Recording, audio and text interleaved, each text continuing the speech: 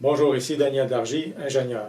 Aujourd'hui, je désire vous parler du thème de questionnement sur le processus d'inspection professionnelle de l'Ordre des ingénieurs du Québec dans le cadre de la protection du public. Donc, questionnement à savoir dans quelle mesure ou est-ce que vraiment ce processus d'inspection professionnelle vise à favoriser ou à assurer la protection du public. Donc, au cours des derniers mois, j'ai été en contact avec plusieurs ingénieurs qui m'ont fait part de leurs commentaires sur comment ils vivent cette expérience d'inspection professionnelle. Et plusieurs avec un grand stress, frustration et plein d'émotions. Et j'ai décidé d'écrire un petit document. Vous allez voir, il y a quand même 7 pages là, au cours des derniers jours. J'ai décidé de ramasser toutes les idées ou la majorité des idées qui m'ont été communiquées ou que j'ai partagées avec d'autres.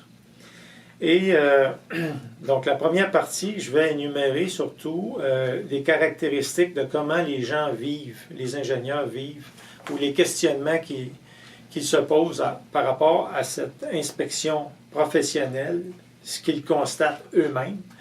Donc, je tiens à préciser que cette vidéo-là est surtout sur une base constructive, non pas afin d'accuser qui que ce soit, mais plutôt essayer de clarifier les faits, clarifier les circonstances, comment les gens vivent, les ingénieurs, les professionnels, les commentaires que j'ai aussi d'autres professionnels, comment les gens vivent ces réalités-là, afin de trouver des solutions et sur une base constructive, en communiquant correctement l'information, mais non pas dans le but d'accuser ou de trouver des coupables, mais plutôt d'essayer de trouver des solutions constructives.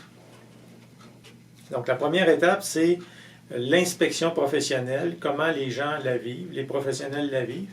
Et la deuxième étape, c'est les conséquences de ces inspections-là, c'est-à-dire les jugements, les sentences, à savoir les limitations. Certains s'en tirent bien, d'autres s'en tirent avec des limitations, d'autres avec des arrêts d'exercice, des interdictions de pouvoir pratiquer. Donc, plusieurs cas. Et à la fin aussi, je vais apporter peut-être des solutions pour un meilleur fonctionnement à la lumière de tout ce que moi j'ai pu capter comme information à travers de mes échanges avec les autres ingénieurs. Donc, la première caractéristique, on va commencer. Le premier questionnement, la première chose à se poser, c'est que ces inspections, ça se déroule en différentes étapes, mais éventuellement, à la fin, lorsqu'on arrive à un processus avancé d'inspection avec un examen approfondi, où il y a un examen théorique avec des questions-réponses et développement. Donc, ces examens-là sont basés sur des calculs, donc, et non pas sur le jugement ou l'expérience pratique, ou encore sur l'inspection des chantiers. Donc, on voit que c'est des critères théoriques d'examen. Ça, c'est le premier questionnement. Est-ce que c'est vraiment crédible comme examen afin d'évaluer les compétences, compte tenu que ces examens-là répliquent ni plus ni moins ce qu'un étudiant à l'école vit, alors que lorsqu'il finit de l'école, il n'est pas jugé compétent parce qu'il a encore besoin d'expérience et de construire son jugement à travers la pratique. Donc, est-ce que faire des examens seulement basés sur des calculs, c'est crédible pour en arriver, encore une fois, à la protection du public? Il faut quand même garder toujours ça en tête. Deuxième chose, est-ce qu'il existe un code d'éthique pour les dirigeants des ordres professionnels, autant pour les dirigeants que les syndics? Je ne parle pas ici d'accepter ou pas des pots de vin ou des enveloppes en argent ou des choses comme ça. C'est des cadeaux ou des choses comme ça. Je ne parle pas de ça. Là. Je parle vraiment de la façon de diriger une évaluation professionnelle ou de la façon d'interagir entre ingénieurs dans le processus d'inspection lui-même ou de direction vis-à-vis d'autres ingénieurs. Comme par exemple, est-ce qu'on a des critères pour être inspecteur de pédagogie, de gestion de l'évaluation, des relations humaines, d'impartialité, impartialité par rapport à son poste et les personnes qu'on évalue. Est-ce qu'il y a un système créé à l'intérieur de l'ordre des ingénieurs ou à l'intérieur des ordres en général où les inspecteurs sont poussés à trouver des problèmes afin de justifier leur poste? Est-ce que ce mécanisme-là est vraiment fonctionnel de façon impartiale ou si elle favorise de trouver des coupables injustement? Cherche-t-on vraiment la protection du public ou à justifier des postes d'inspecteurs?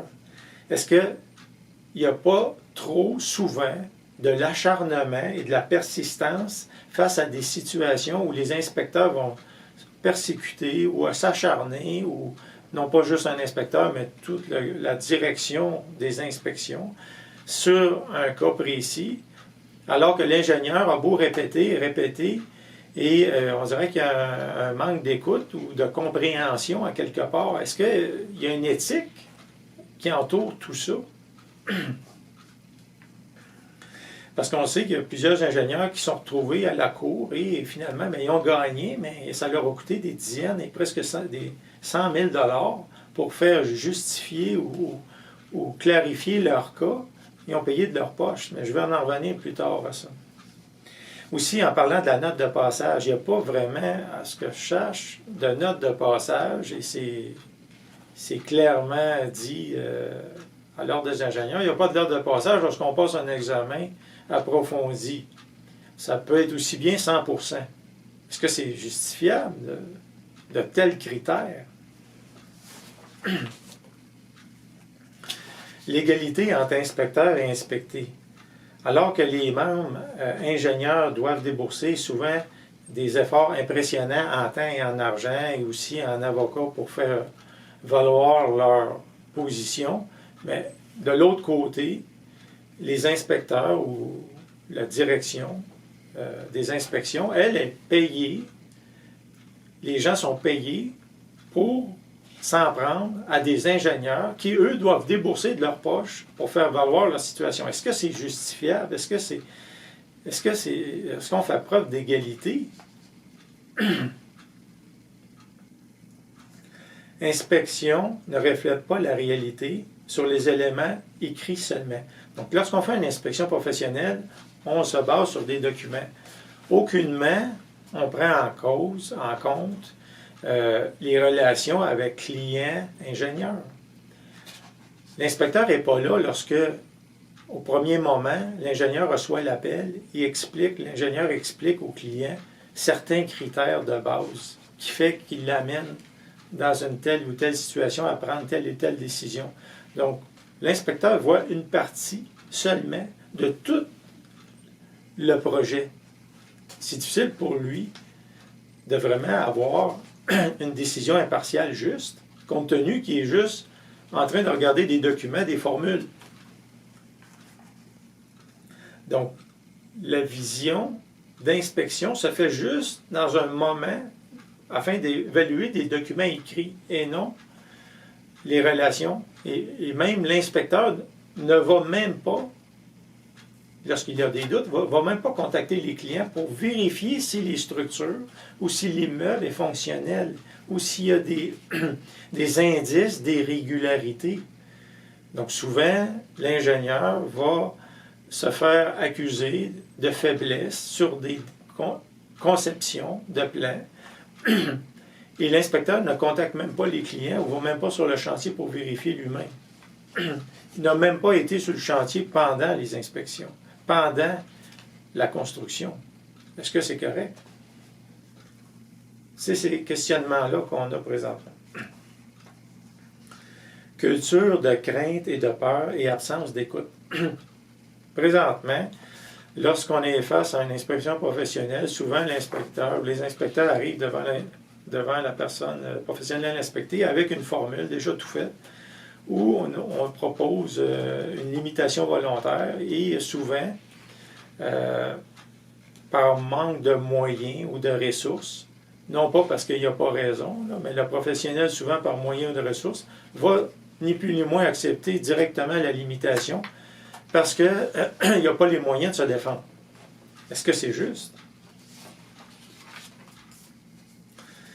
Manque de vision globale et pratique, parcours douteux des inspecteurs. Souvent, moi, on voit dans la feuille de route des inspecteurs, parce qu'ils nous envoient leur CV avec qu'est-ce qu'ils ont eu comme parcours, on voit plusieurs postes, ils ont eu plusieurs emplois.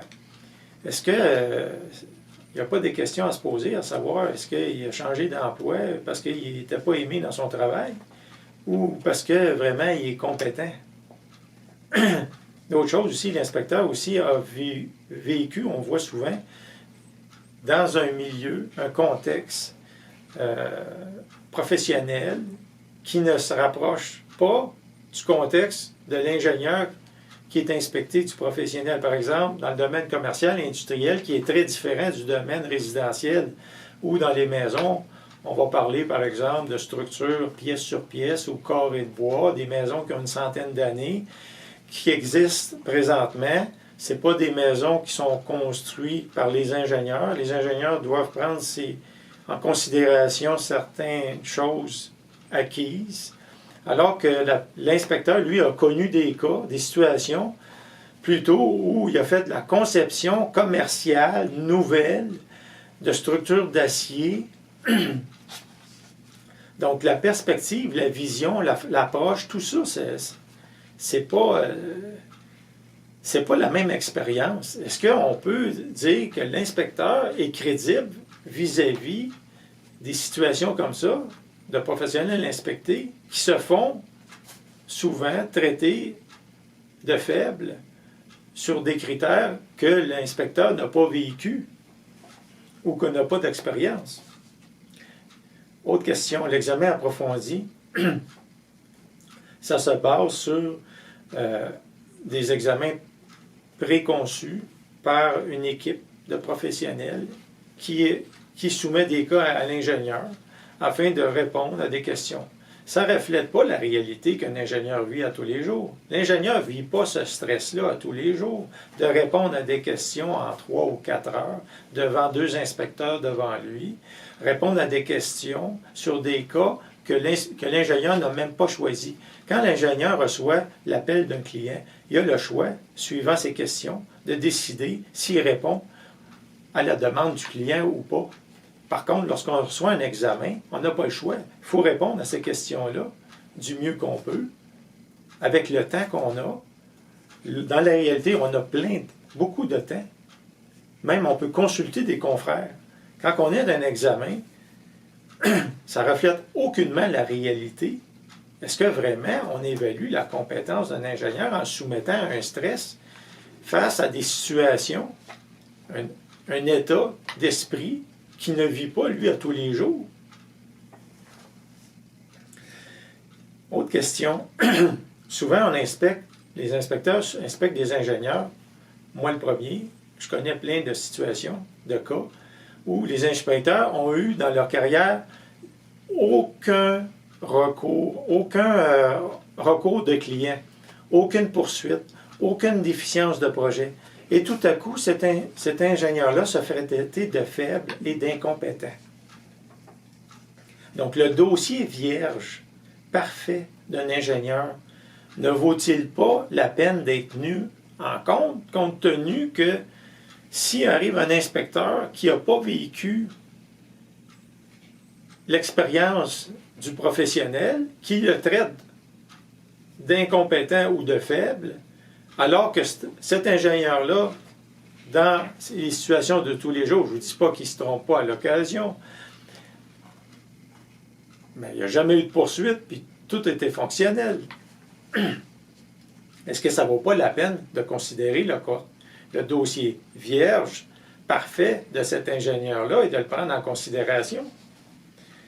Les contre-expertises sont-elles considérées? Moi, je connais des ingénieurs qui ont eu des inspections professionnelles, qui ont été en contre-expertise, c'est-à-dire qui ont soumis leur même situation à d'autres ingénieurs. Les autres ingénieurs ont mentionné que les projets n'étaient pas dangereux.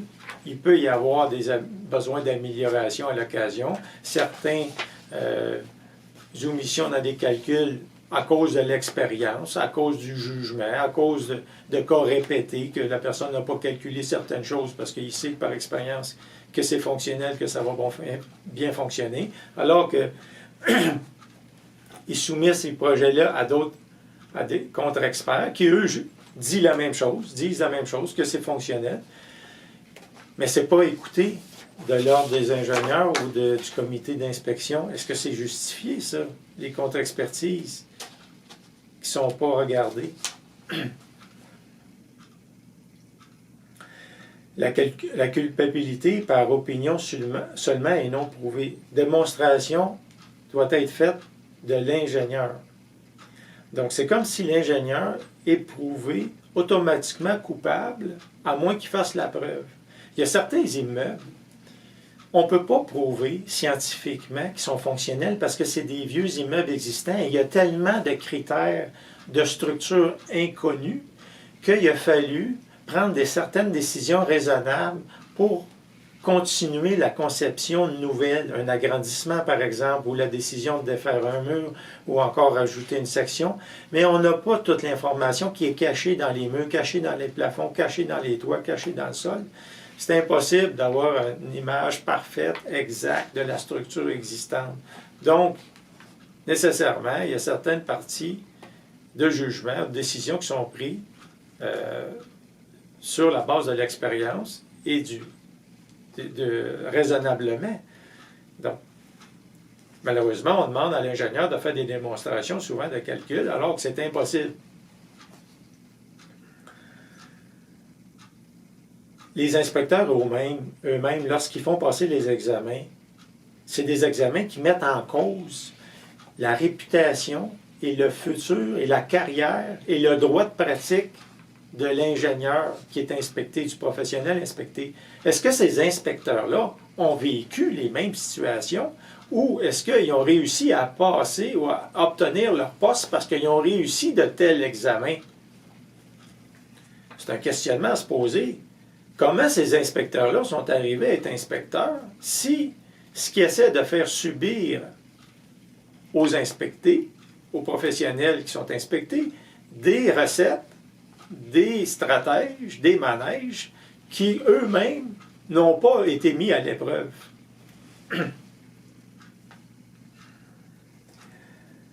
Souvent, j'entends des cas dans tous mes commentaires d'ingénieurs. L'inspecteur arrive devant le professionnel, lui dit « ça, c'est défaillant, il faut que tu calcules telle chose ». Alors, l'ingénieur qui est inspecté demande « explique-moi comment il faut que je calcule ça si tu n'es pas satisfait de mes calculs ». Alors que l'inspecteur dit « je ne le sais pas ». L'inspecteur répond « je réponds à ça, je dis « dis-moi dans quelle place, dans quel livre, il faut que je trouve l'information. » Il dit « je ne le sais pas ». « À qui il faut que je m'adresse? Je ne le sais pas. » Si c'est ça, le genre d'inspecteur qu'on a, est-ce qu'il n'y a pas des questions à se poser? Est-ce que les inspecteurs, lorsqu'ils prennent une décision de faiblesse, sont capables de résoudre le cas entier et d'amener une solution entière? Est-ce qu'ils sont là juste pour accuser ou sont là aussi pour donner la solution? Est-ce qu'ils sont capables de la donner, la solution? Moi, je pense que, personnellement, si on accuse quelqu'un de faiblesse, bien, il faut être capable au moins de dire pourquoi et puis de le démontrer.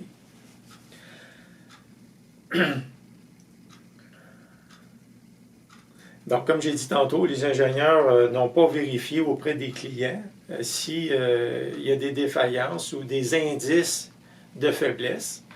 Et si, lorsqu'on visite un ingénieur, qu'on lui dit que certaines conceptions est défaillante ou est faible, alors pourquoi qu'on n'évacue pas, puis qu'on ne va pas voir les clients tout de suite en courant, puis on leur dit « évacuez votre maison, il y a quelque chose de faible dans votre maison ».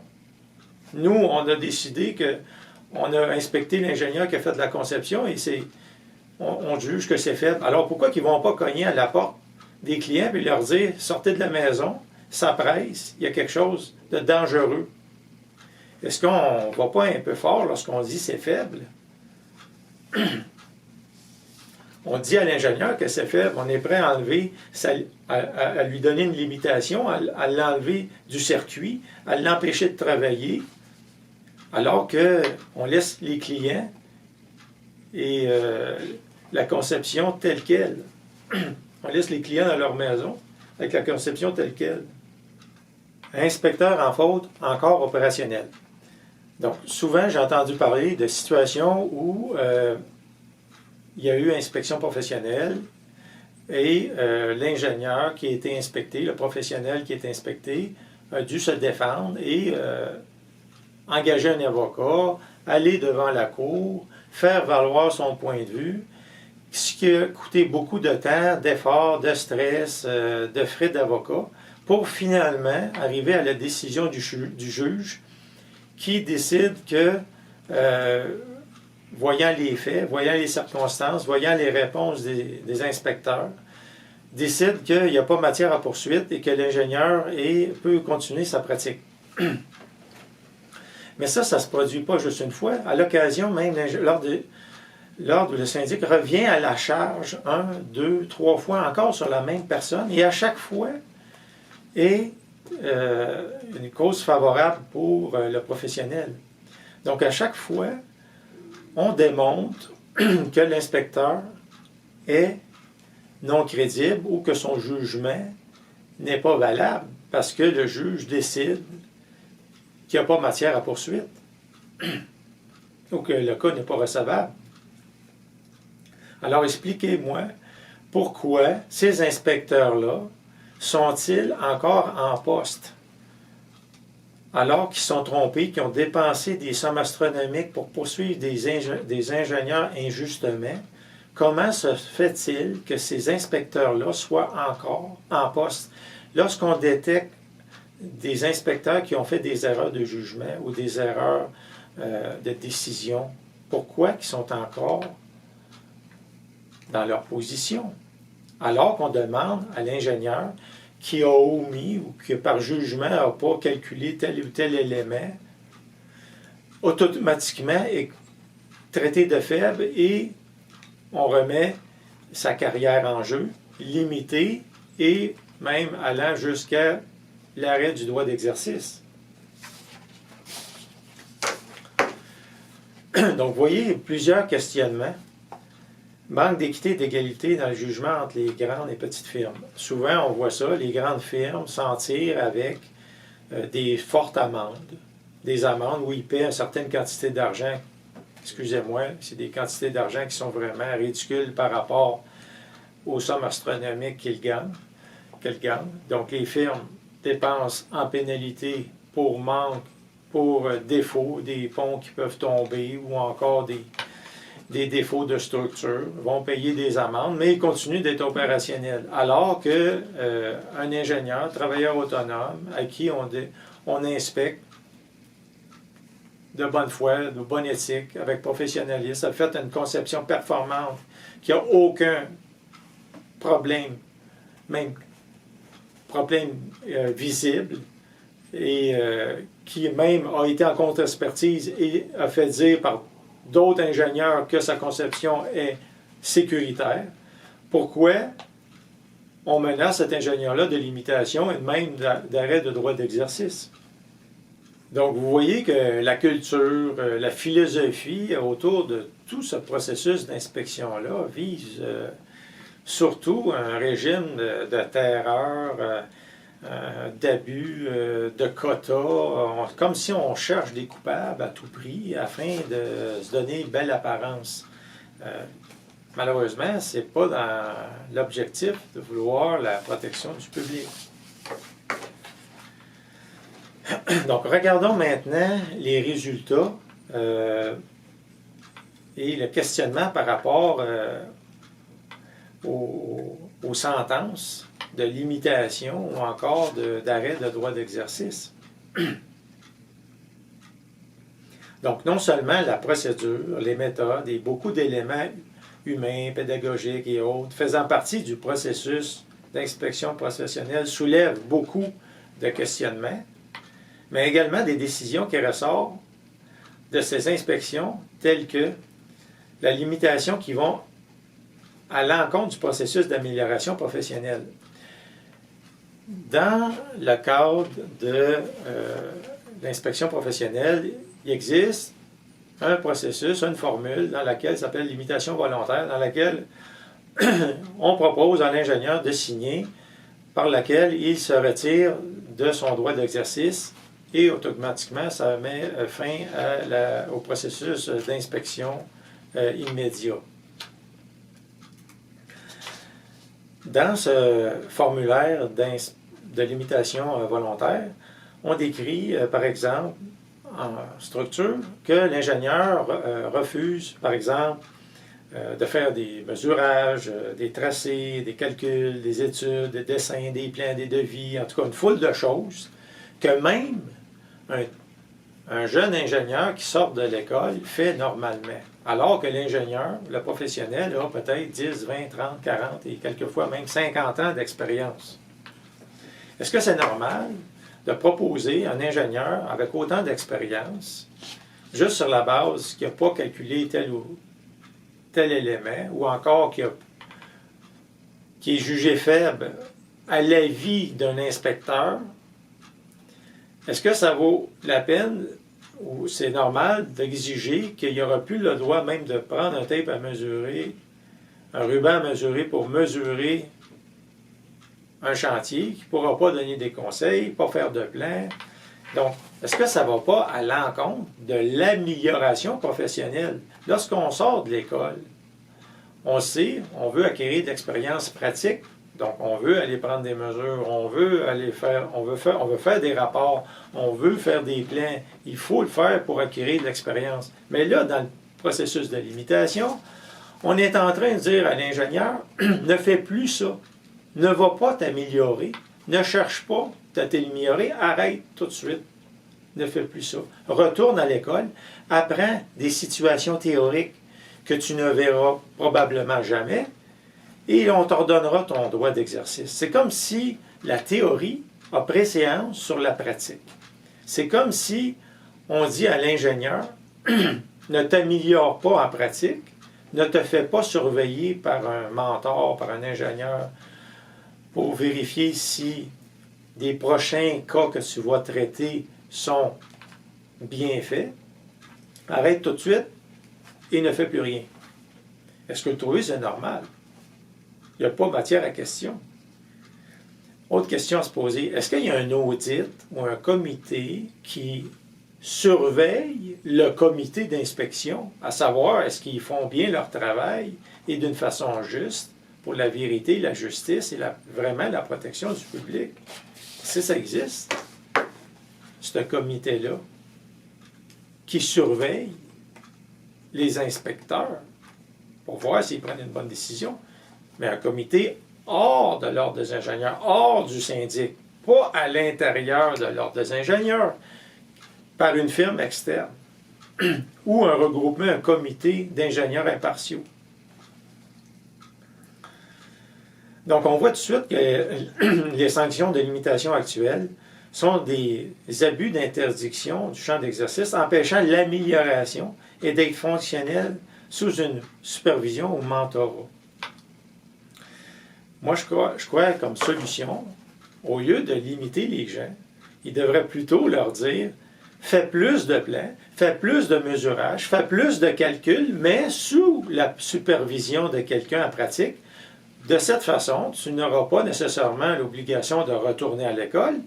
Tu vas simplement, dans l'avenir, dans les prochains jours, dans les prochaines semaines, dans les prochains mois, faire une certaine quantité de projets de tous les jours que tu vas recevoir au téléphone par les clients et tu vas analyser, tu vas faire les calculs, les plans comme d'habitude, mais avant, tu vas les faire reviser par un autre ingénieur impartial qui, lui, va les approuver. Et si, par exemple, après 5, 10, 15, 20, durant 1, 2, 3 mois, l'ingénieur qui te mentore, qui te surveille, qui revise toutes tes conceptions pour être sûr qu'il n'y a rien de dysfonctionnel, si lui, il ne trouve rien, puis qu'à chaque fois tu soumets des cas qui sont bien fait, alors on va te redonner ton droit d'exercice simplement. Je pense que ça, c'est une façon constructive de dire, on a regardé, on a inspecté un professionnel, on pense qu'il y a matière à amélioration, à perfectionnement, qu'il y a des choses que nous, on pense faibles, suivant les inspecteurs, mais on donne l'opportunité de continuer de travailler sous la supervision d'une autre personne. Pas de lâcher sa pratique, de retourner à l'école durant des mois ou des années, afin de faire des cas théoriques qui ne serviront pas dans la vie de tous les jours. C'est, je crois, moi, une solution. Et aussi que l'Ordre des ingénieurs, que le comité d'inspection puisse fournir un ingénieur mentor afin de procéder à ces supervisions-là. Pas qu'ils disent à l'ingénieur, trouve-toi quelqu'un qui va te mentorer par toi-même. Si l'ingénieur est capable de le trouver, mais qu'il y ait l'option, l'Ordre des ingénieurs, d'avoir, à travers les universités, à travers des ingénieurs, je ne sais pas moi, qui peuvent être des mentors, qui sont disponibles dans un but fraternel, d'entraide. Ils vont être rémunérés, bien sûr, pour vérifier, contre-vérifier des plans, et qu'après un certain temps, il va pouvoir signer une lettre qui dit que, finalement, l'ingénieur travaille parfaitement bien et peut retourner en plein droit d'exercice. Donc, je pense que ça, c'est une solution qui est tout à fait raisonnable. Autre questionnement qu'il faut se poser, les limitations publiques qui nuisent-elles pas d'une façon démesurée à la réputation des ingénieurs? Aussitôt que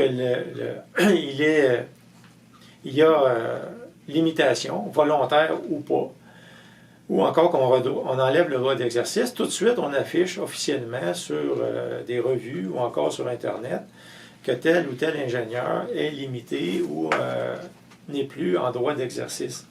Est-ce que ce n'est pas d'attaquer la dignité, l'intégrité, la réputation de l'ingénieur d'une façon inutile? Est-ce qu'on vise vraiment la protection du public quand on fait des actes comme ça? Donc, en somme, ça a été un survol des différents commentaires que j'ai reçus, que j'ai partagés avec plusieurs ingénieurs au cours des derniers mois. J'ai voulu faire cette vidéo afin de la rendre accessible à tous pour favoriser un échange, des solutions aux problèmes, une meilleure discussion, un meilleur dialogue. Je veux simplement faire un commentaire personnel. C'est que c'était quand même assez difficile au cours des derniers mois de recevoir, de partager tous ces échanges-là, qui souvent, il faut que je le dise, aboutissent à des discours haineux, de vengeance, avec de grands stress. Et moi, comme ingénieur, avec une certaine spiritualité, j'ai beaucoup de difficultés à essayer de ramener les gens avec qui je discute dans un esprit de paix et de calme et un désir de vouloir échanger, de pardon et de vouloir un caractère constructif. J'entends plutôt beaucoup de gens qui veulent se retirer de leur côté, poursuivre, engager des avocats, avoir des discours haineux. C'est pas facile. Autant des entendre qu'essayer de les ramener le plus possible pour essayer de trouver des solutions dans la bonne communication. Donc, je veux juste mentionner ça comme premier point. Puis, deuxième point qui est difficile aussi, c'est que lorsque j'essaie de changer ça dans le public ou même avec d'autres ingénieurs qui ne sont pas nécessairement affectés dans le processus d'inspection professionnelle, qui n'ont pas vécu ça,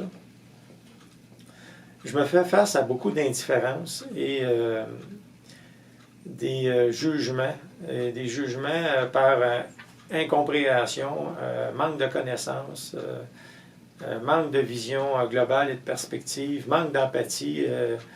Et ça, c'est dur à vivre dans le sens que de voir les collègues, ce manque de fraternité-là à l'occasion. Et